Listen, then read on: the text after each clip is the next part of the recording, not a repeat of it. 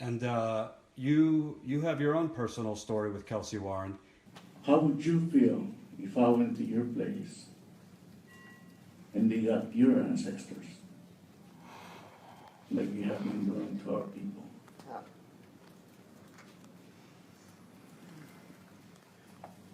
And I ask you that, not mad because I'm done being mad. I would like for you to give me a serious answer to that. How would you feel if I asked you where your parents or all your ancestors are buried so I can go dig them up? Because that's what you have been doing to my people. And it hurts. And I have no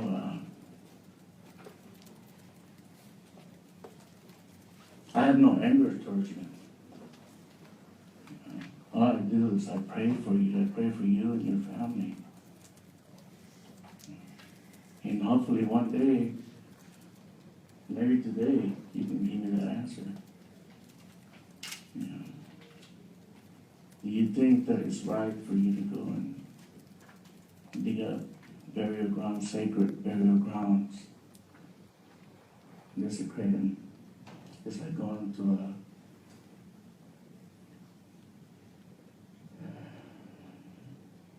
a cemetery and start digging up a bunch of people.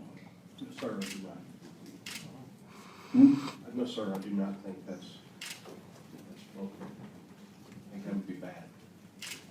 For those that don't know, Kelcy Warren, the CEO of Energy Transfer Partners, he's gone on PBS, CBS, said absurd things, said, oh, the Dakota Access Pipeline, we're building it with state-of-the-art new steel, very small chance of a leak.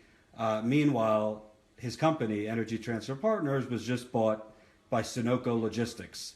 Sunoco Logistics is the #1 company in terms of crude oil spills in the United States. And that company just bought Energy Transfer Partners. He has tried to depict the Native Americans as violent agitators when there's no evidence of that, as you've seen from my coverage in Standing Rock. He has also offered to bribe the North Dakota police, paying for their expenses for the war crimes they've perpetrated against Native Americans. One Native woman lost her eyesight in one eye because of tear gas in North Dakota. A non-Native woman, a 21-year-old girl, has had her arm nearly blown off because of a grenade. Hundreds of others, psychological damage, hypothermia, all in the name of Kelcy Warren and Energy Transfer's oil company. Pete, tell me, you told me at breakfast, but share the story. You personally were told that you were going to have a meeting with him, and then he backed out. Yeah, well, after Lori Glover from Alpine, Texas called us over here to help him out and with this Trans-Pecos pipeline, we found out that Kelcy Warren, the CEO of that company, the same man that has got that what you just talked about right now in North Dakota, hiring all these government agencies, to hurt the people. People, protectors are going in there peacefully and prayerful. He's the same man that is doing this thing right here, so that got our interest too, because where else to attack the snake, but at the head of the snake is right here in Texas. The man has his main office here in Texas, in Dallas, Texas. His home is in Dallas, Texas. But he also sits in a chair, which is very ironic, that he sits in the chair for Wildlife. Wildlife. He's one of the main decision makers, within their panel. I should mention that the current governor, Greg Abbott, appointed Kelcy Warren to that position on the National Wildlife Board, which you're not supposed to be putting private CEOs on those kinds of boards. Greg Abbott was given millions of dollars by Kelcy Warren for his campaign. The former governor, Rick Perry, has been given up to $6 million in his career from Energy Transfer. So there's a direct corrupt relationship. So when we found out that they were gonna have a meeting and they were supposed to be deciding on different issues as far as the bay and Galveston and along the Gulf of Mexico about fishing and pipelines and everything. We found out that that they were gonna be there and decide on all these proposals that they have, and they're going through areas where these panels are supposed to be taken care of. And the same man that is supposed to be taking care of these areas is sitting on the chair, and he's the main one that is gonna go after and put pipes right through it. So when we found out about that, we went over there and protested in front of their offices, and we got a chance to go in there and do our testimony. But we were also advised that if we directed our stuff towards Kelcy Warren, that we would be kicked out of there. I did get a chance to talk to him, and he agreed to meet with me and my organization, because I asked him, how would you like it if I was to come to you and ask you where are your ancestors buried? Where's your family members buried so I can go dig them up? And his exact words were, that wouldn't be good. So I told him that's what he's been doing to our people. He's been digging up burial grounds and he's been desecrating sacred sites. And he said that he didn't think that he was doing that. So I proposed to him to have a meeting with me and my organization, Society of Native Nations, and we can cross-reference those statements that we have, and he agreed. And we were getting all this stuff together from North Dakota. We were talking to my Frankie Arona from director of our organization. He was in touch with North Dakota and Yolanda Blue Horse. They were working with some people over there to get some of the stuff ready, so we can present to this man. Well, when it came down to it, he didn't want to he only wanted to meet with me with no accountability whatsoever. He didn't want nobody else in there after he had already agreed to talk to me and my organization. And we told him, like right here in Alpine, Texas, he desecrated sacred sites. And then afterwards they laughed about it, and they put supposedly they put a porta potty right on top of it, after they were told that they have to go around because those were sacred sites. And those are the kind of evidence that we wanted to bring to the table. But when he got back to me, it took him about 3 weeks to get back to me and finally get a meeting going with me on October 17th. That's when he wanted to have the meeting. He wanted me to be there about 45 minutes early, by myself, with no phone, with nobody, just me and him. And that's not what we had agreed upon. Well, therefore, he didn't want no accountability to whatever he's hiding or what he's doing, but I have to be accountable to the people if I go and sit with them behind closed doors. So therefore, my director didn't figure that it was in my best interest to go and have the meeting the way he wanted it, after he already agreed to go with me in the organization. So therefore, to this day, we don't have no meeting. A few days later, he went on the news, and he said that he was supposed to meet with me and me only, which is lying, because we have it all on video. We have it on video that he agreed to those terms. And he said that I wanted attorneys and the whole tribes from all over the United States in there and everything, and that's not true, But I guess when you have that much money, you can buy whatever media you want, and let them say whatever they want to say, and that's our problem, right here. with the media. You know, we need the media to come forward and start actually sharing the true reality of the people's work, you know, what's going on, and share our stories. And people should know where we are right now is the Big Bend region. It's one of the most beautiful, pure, at this point, non-polluted Right. areas in the country. Tourists from around the country come, sometimes around the world. Big Bend National Park is right down there by the border. Beautiful monuments, park, wildlife, and they are building the pipeline all throughout this region. So it's a direct threat to not just monuments, Native American areas, but also just the environment. And a lot of people, I've learned here, a lot of people from other parts of Texas that are more urban come here for, you know, in the environment and the clean air and kind of like an escape. It would be like if you live in New York City going like upstate New York. Yep. So they're directly threatening this beautiful region. Yes, they are.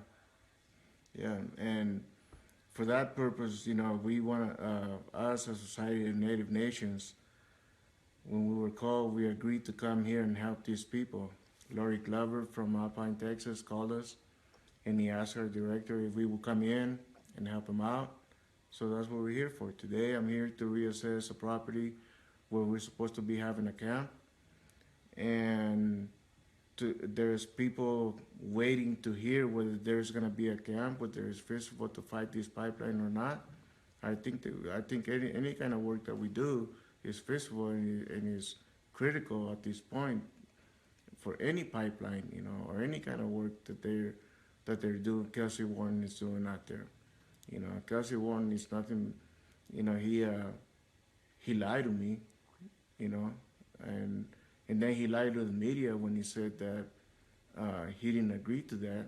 Well, we have video, and I'm more than glad to show him that video again if he ever wants to talk to us. You know, and then maybe we can take care of this pipeline here.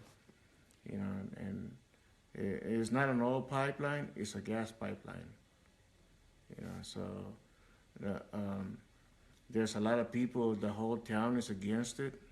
You know, so I don't even know why our government is allowing him to do this when the whole community don't even want him here. You know, who else is he paying off?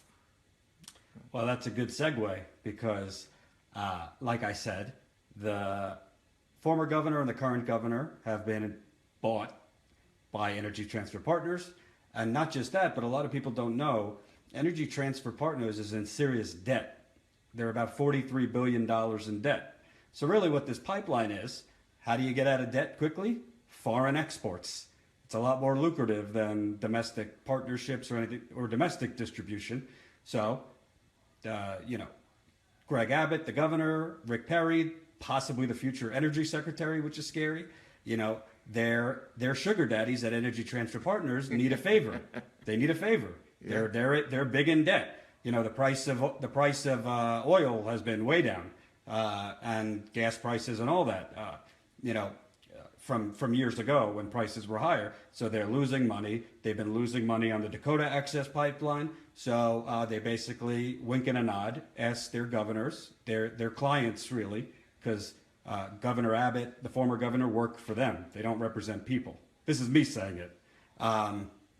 So basically they're giving a favor to Energy Transfer Partners, which is seizing the land of conservative landowners. What I find interesting, I'd love to know your thoughts. Part of what may be interested in coming here is most of the time Republicans like to make the protesters or the protectors seem like just violent hippies, poor people, Yep. just, you know, try to depict them in a negative light. But I think this pipeline is showing kind of a coalition forming. You know, Native Americans, non-natives, progressives, conservatives. Yes, What sir. do you think about joining hands with people that normally you don't seem like would be coming together? You know, I think it's interesting because that's something we should have been doing a long time ago.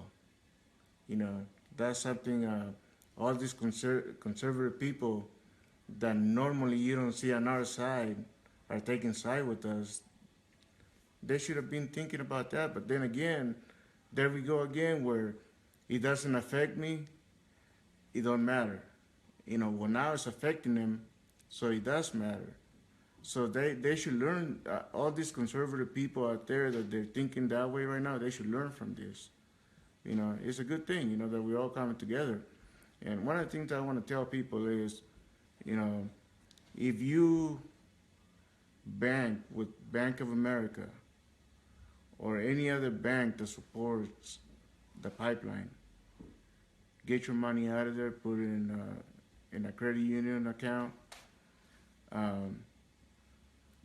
and that will stop them from hopefully we can get them to stop funding these big corporations. The other thing is the gas stations. If we stop using less gas or less diesel, or if we stop supporting those gas stations like Bolero and Chevron and all of those gas stations, find the gas stations in your area. Don't support them. Don't support the banks that fund these people. If you can't be at a fight where there's a camp going on or anything, that's what we can do. We can help them by not supporting none of these people that are making money on the backs of a lot of Native American people that are fighting for this in North Dakota. And a lot of, North Dakota was one of the biggest step points in history, because not only Native Americans, but, you got people from all over the United States come together, even from out of state, out of the country, all over the country, yeah. From other, I mean, it's just beautiful, And then, but see, we're fighting with the elders, and we have to keep in mind what the elders have to say too. If we pray, and if we go in there in a prayerful way, with songs and prayers, there's more that can be done than by going in there violently, because then they don't have nothing to throw back at you when it comes down to going, as far as any repercussions or going to courts and stuff like that, because we're not doing anything wrong. We're just protecting the environment. Thank you very much for taking the time. I appreciate it. One more question. I know the camp hasn't started yet, but when do you think, if everything goes well, if for people who might have been in North Dakota, people in Texas that might want to join, when are you guys aiming to possibly start an encampment?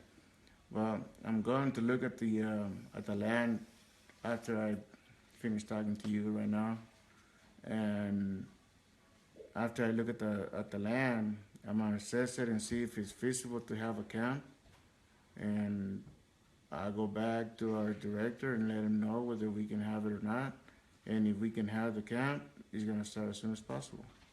All right, I will report either way. If there's a camp, if there is, you guys will know what it is and where it is.